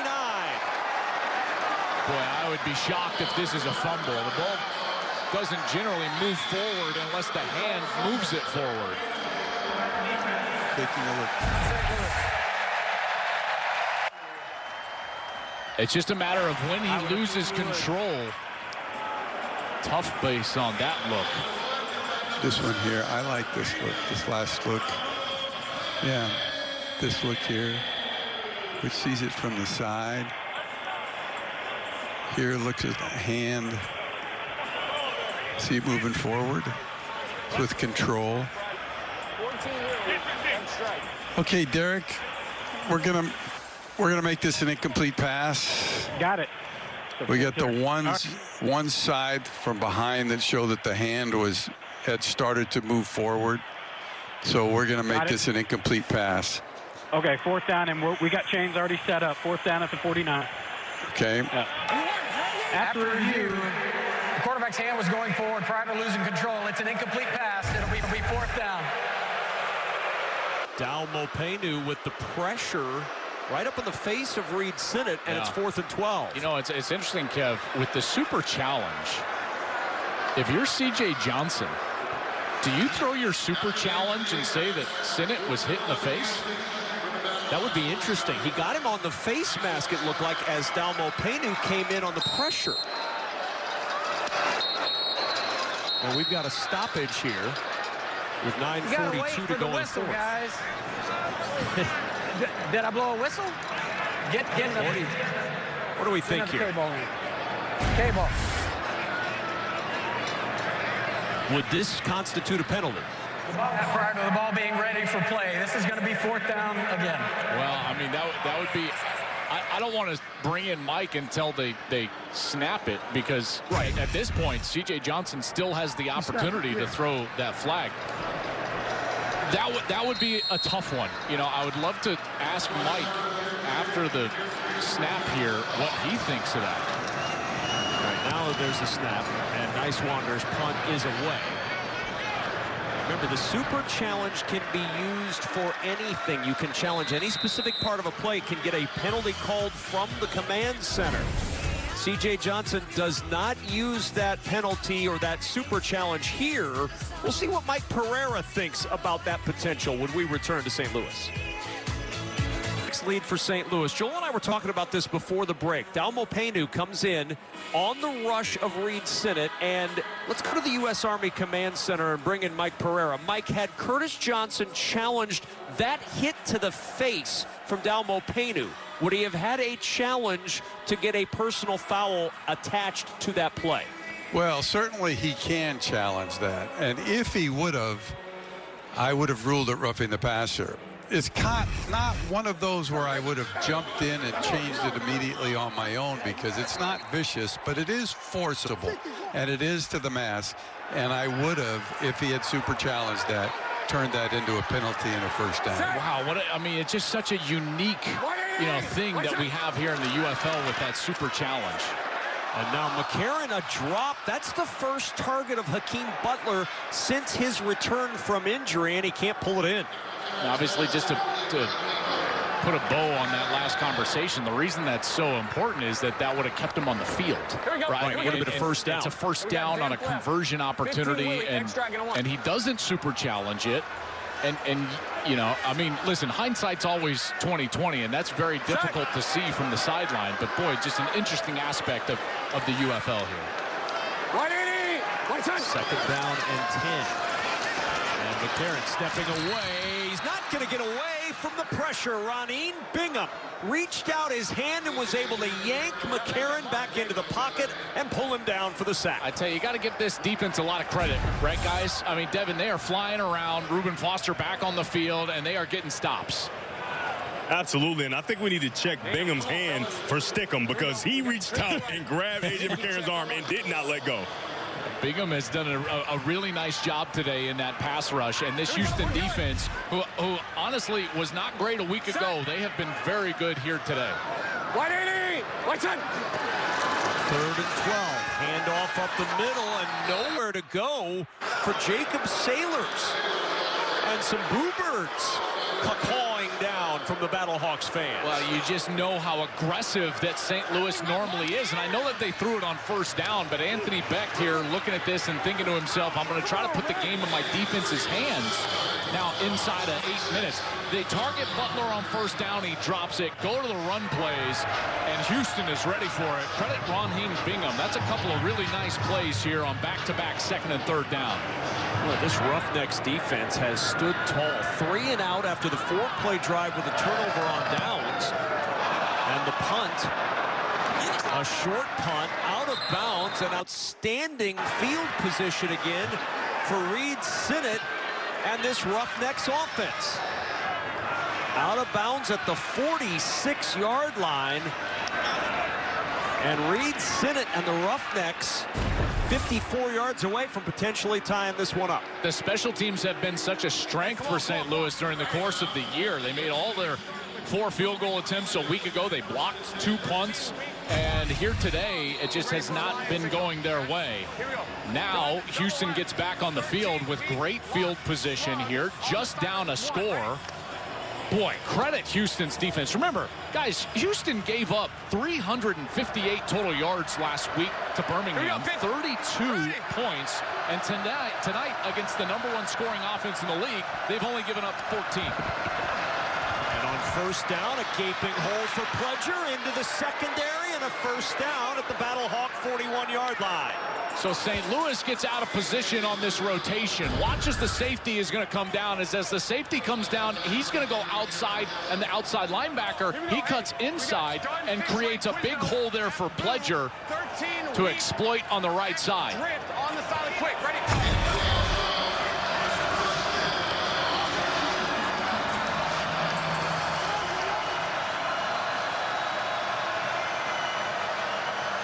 Justin Hall motioning. Handoff up the middle. Pledger, nothing there this time. Good push. Dalmo Paynu in there to make the tackle. Great field position again because of that poor punt from St. Louis. And now it's Houston's job to take advantage. They have done a nice job staying on schedule, gaining yards on first down, but they're not able to do it. Z quick on the silent quick, ready? Second and long has just not been their friend during the course of the season. They need to find the ability to get the ball out quickly, in particular to Justin Hall, number 11.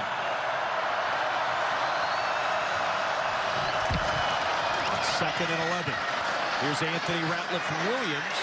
And down to the 38. Big third down coming up. Let's listen in. Y to double left Quizno. 23 paint. Y Reed F Mars. Y to double left Quizno. 23 paint. Y Reed F Mars. Y to double left Quizno. 23 paint. Y Reed F Mars on the silent quick. Ready? Eric Price needs to know if he's going for it on fourth down right now. He needs to have his fourth down play call ready. That's what he's thinking about as Sinnott and the offense operate on third. Thompson in the backfield. Emmanuel Butler in motion. 4-man rush. Sinnott throws. Almost intercepted by Cameron Kelly.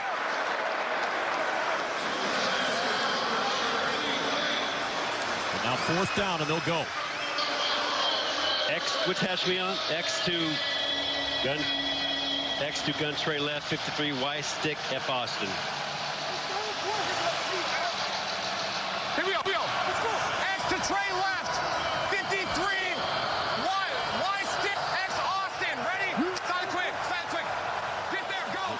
Those 2 fourth downs converted were 4th and 3 and 4th and 2. This is 4th and 7. And a timeout. Houston, this is their first of the half. This is a 30-second timeout. Stick may not get it, though, because he may bring him back.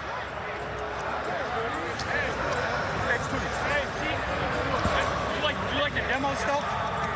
4th and 6? Still in the area that they might play man. What do you think about the demo, Lucy? It's the Hall? Yes. Demo Lucy. Press the Z, then we'll say. Okay, all right. You better connect with it. Hey, Lucy. Yeah, Demo Lucy. Lucy shot Y Savage. Nice job, boys. 22? 52 is empty. Go ahead. Shot. Y Savage. Lucy. Lucy. Hey, Ashley, just run regular stick. Shock. It's just regular shock. Shock stick? Just regular shock. Regular shock. Yep, silent quick. Demo right, 52, shock. See what the 2 quarterbacks have done today. I think that you would agree with me that their most efficient player on offense is Justin Hall, no doubt, in the passing game. He's best when he can operate in space, when they go into an empty set and he's in the slot and he can work against the linebacker.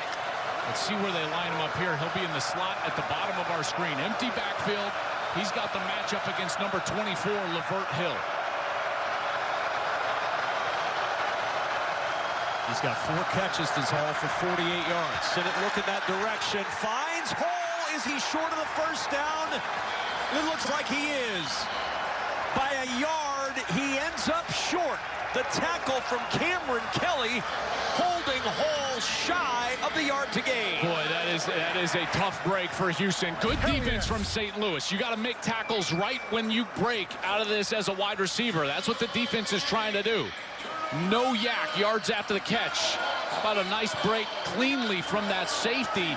And there's number 23, Cameron Kelly, on top of it. Right when he catches it, Kelly is there to make the hit and make the stop.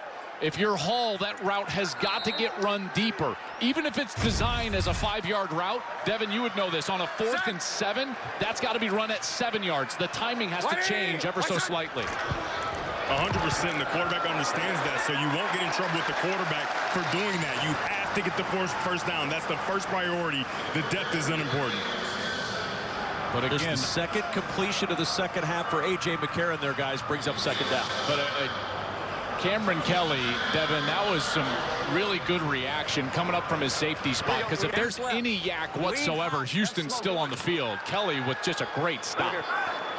And also, if you get the necessary yardage, you get that forward progress, right? So even if he makes contact super quickly and drives you back, you do still get the first down.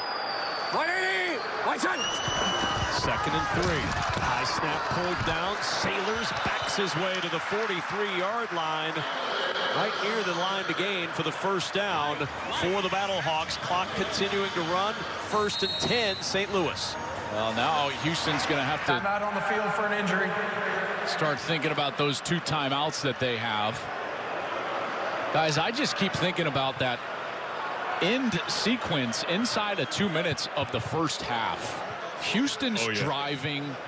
They're in field goal range. Mark Thompson fumbles after the completion, and St. Louis goes down and scores with no time left. They run a snap with 4 seconds to go in the half. They get the touchdown, and that's the difference in the game. I mean, I tell you what, man, that sequence was just massive. And Joel, one thing down here, and when we talked to Coach CJ at halftime, he said we're going to keep fighting. This defense doesn't feel like they are giving up at all. Yeah, I agree. This is that sequence I was just talking about, Dev. And there's the fumble from Mark Thompson. Great hit by Mike Rose, who had to leave the game with an injury. And then here's the ball. 4 seconds left. Anthony Beck puts the faith in his players. A.J. McCarron pays it off. The beautiful throw there into the corner of the end zone to Stephen Mitchell, number 22. And here we are in a one-possession game, 14-6. As an offense, how many times can you expect your defense to stand tall the way this Houston defense has? Yeah, you can't. If you're St. Louis, you got to think to yourself, we're ending the game on the field. That's the whole mantra of the offense right now. That's the fake. McCarron on first down with some touch. Finds Butler. First down and more, and ridden out of bounds at the Houston 36 by Markel Roby. But Butler back into the game and back into the yardage column with a big first down. Devin, I loved this play call in this situation. You know the defense is going to be fast flow to the run, and why not just boot out of it?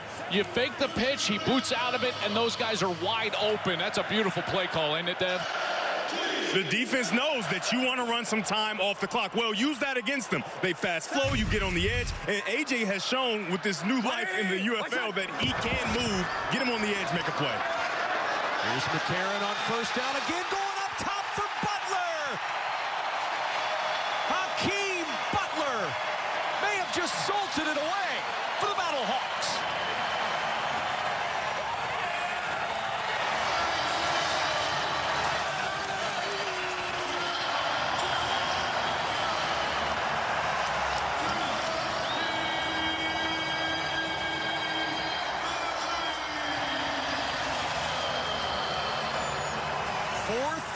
Of 20 yards or more for Butler, who has 6 catches, 134 yards, and 2 touchdowns. I tell you, what was a nervous crowd has now exploded into euphoria.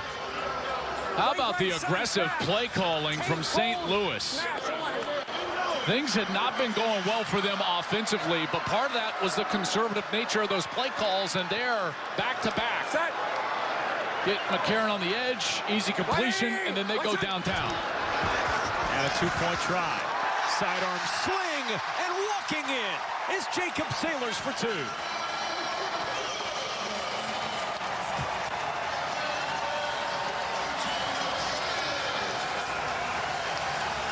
I love it. Bruce Gretkowski thought to himself, you know what, I'm tired of just milking this thing out. We've got him set up. How about McCarron? Just a small play fake, and then you see the secondary biting just a little bit. Keandre Thomas took those two steps up right there. Boom. He steps up. Butler is gone. Beautiful route to the inside, then the outside, and an even better throw from McCarron. They've been waiting all day long to try to connect on that deep pass, and they finally do inside of 4 minutes when they needed it most. Love the play call, love the execution. A.J. McCarron told us, when things pop up that we can take advantage of, we've got to do that. When the defense gives you something, you've got to make a play, and they were able to do it there. And then the two-point conversion, Sailors easy. Pickens for two, and the Battlehawks are just about ready, Joel, to start looking ahead to one of the best matchups on the schedule this year in the UFL, maybe the best matchup on the schedule, with Birmingham next week. They didn't want any part of talking about that. We tried. Asking them. Oh, Anthony Beck said, I haven't even watched him. Which, one, I don't believe him. But two, that's fine. That's the right answer to give. And that showdown next week looks like it's going to be an absolute monster, as Birmingham, if St. Louis can close this out, which it looks like they will, Birmingham will clinch their postseason berth already even before next week's ballgame. Well, it is a big one next week between Birmingham and St. Louis. With Birmingham now looking like they have settled on Adrian Martinez as quarterback, that team is clicking on all cylinders offensively. Yeah, they really are. He was great throwing the ball today. I'd be remiss, though, guys. Well, first, let's get downstairs to Devin. Yeah, guys, I'm here with AJ, who just threw an outstanding pass up the sideline. In week one, we heard the sound of you saying, keep the ball in my hands, get the ball in my hands. They put the ball in your hands for those two straight plays. How does that make you feel? Well, it feels great. I mean, anytime your team trusts you, listen, I think I got the best OC in the game. Bruce, listen, it's not always going to be great and pretty, right? I mean, you played the quarterback position before. You got to go through struggles, but it's fighting through the adversity and finally putting drives together when you need it. And listen, we got a great group of guys and great coaching staff. We just got to go out and finish this one now. Joel and I are both jealous that you get to throw to Butler. Good luck for us again. Sinnott going up top, and the catch made by Emmanuel Butler. Boy, this is really the day that the Butler did it in St. Louis on both sides. I tell you, that's absolutely the case, and the clock's going to stop here right before the 2-minute warning before they roll it. Real quickly, as great as that touchdown was, it does provide a little life for Houston. Houston in a two-possession game here still. 2 timeouts left. They've got this 2-minute warning. They've got the 4th and 12 option for an onside kick. Butler scores, gives Houston the ball. They've still got a little life. Control lands on the ground, as you'll see, and then the ball pops loose. It's going to pop loose in his hands, and by the time he regains control, he's already out of bounds, and so therefore it's incomplete pass. Now Houston has challenged the play. They have challenged that number 38, the defensive player for St. Louis, committed defensive pass interference on the play. Pretty much have to have contact to have defensive pass interference. So they're going to deny their challenge. So what we're going to have is we're going to have an incomplete pass, 2nd and 10 at the 48, and we'll start playing again. After review, it was determined that there was no pass interference. Houston loses their challenge and will be charged a timeout. It will be 2nd and 10 at the 48-yard line. Game clock will start on my signal. Wow, I mean, what a great look there by the camera crew, and Mike explained that beautifully well. That little bobble after the initial control cost them a huge completion there. Kiki, if I'm hot, it's coming to you. And that was a bit of a Hail Mary challenge on that pass interference. I'm not sure it was worth the timeout in a critical situation for Houston. That's going to cost them a timeout, and they no longer have their super challenge. I agree with you, Kev. They do still have the 4th and 12 option. If they were able to score, they could try to get the ball back with the 4th and 12. But they've got to get down the field in a hurry. 2nd and 10. Oh, my goodness. There was an absolute obliteration on the right side of the line of Natai Rogers putting pressure on Sinnott, and Sinnott's hurt. This is the 2-minute warning. Here's the rush from Damupenu off of the right side. And look, he just is right in there right away. And then you can tell immediately he gets that hand, Sinnott does, hit in the contact as he threw right there. And I can tell you that Devin, as you know, man, any contact with your hand as you're trying to throw the ball, it just kills. Yeah, 100%. And the one thing that you want to be able to do is continue to play. So this little stop right here, this little stoppage is the worst thing for it when that type of thing happens. Yeah, that's right. Now, this is the 2-minute warning, and they still do have Jarrett Garantano. And Garantano was their starter originally, and we were told, guys, remember, Curtis Johnson told us he's going to play today, and he has not played, missed the last 3 weeks with a chest injury. And here Reed Sinnott looks like he's trying to flex that hand in the huddle and keeps himself in the game. Jarrett Garantano has not had a full practice, according to his head coach, but you're right, Joel. He told us under no uncertain terms, if he's up, he's playing. And we have not seen him at all in this ball game, and Reed Sinnott's going to stay in the game despite this hand issue. I always felt as soon as I had something wrong with my throwing hand, I had it hit, whether it's a thumb or a finger or anything. We got 23, double left, 23 paint, Z under, alert dart with the F sail. Okay, here we go. Onside quick, ready? Guys, the tendency is to miss high because you don't have the firm grasp of the football. Yep. When you have that's a exactly hand, right, Joel. this is when I get nervous about an overthrow, and tips and overthrows always end up with interceptions. Rubbing his hands together, trying to loosen it up. Tough snap to handle on 3rd down. He throws a strike, but a good tackle of Cyril Grayson before he could turn it upfield by Brandon Sebastian, and it's 4th down. And another one of these tackles right when the ball arrives, and now it's 4th down. Here's the game. Houston's got to get it. They must convert or they turn it over on downs, and only one timeout left. They wouldn't be able to stop it enough. 2 for 3 today on 4th down. Pressure coming. Sinnott throws a floater incomplete. Justin Hall never saw it. And a turnover on downs will lock it up for the Battlehawks.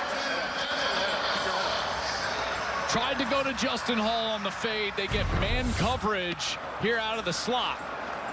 Except they get a blitz right in his face. So he's got to release this before he wants to. And because of that, Hall never located the football. You can see he's looking back.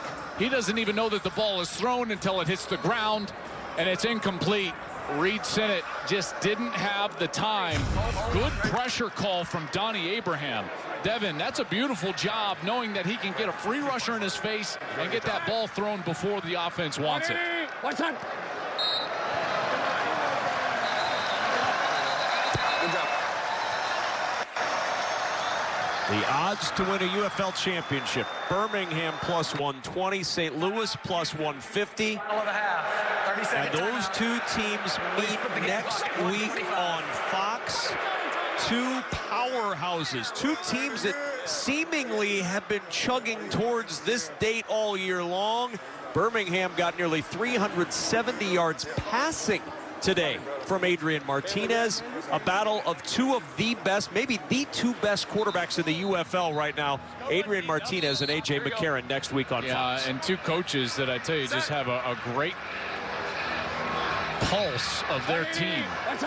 And Anthony Beck, Skip Holtz, A.J. McCarron, Adrian Martinez. Boy, we got a showdown next week. This is going to be a fun one. St. Louis, this defense is really good. They go overlooked. #1 total defense in the UFL. They'll be going up against what can only be considered the hottest offense in the league. And then you get that Birmingham defense against this high-powered, explosive, A.J. McCarron-led passing game with Hakeem Butler, Marcel Aitman, Stephen Mitchell. That's going to be a fun one, boys. McCarron takes the knee. 45 seconds and counting to go. There's going to have to be one more snap. I was trying to time it out. Couldn't time it out. Wasn't their best offensive game. I think that they'll be the first ones to say that. Well, they've scored 27 at least, at a minimum, every game this year up until today. Only 22, but they're able to get it done with that terrific defensive performance. Last 3 Houston drives, Joel, 3 and out, turnover on downs, turnover on downs. When they needed to win with defense, they found a way with defense today. And St. Louis about to go to 5-1 on the season. 30-second timeout. Well, before we get to that matchup next week, we've got to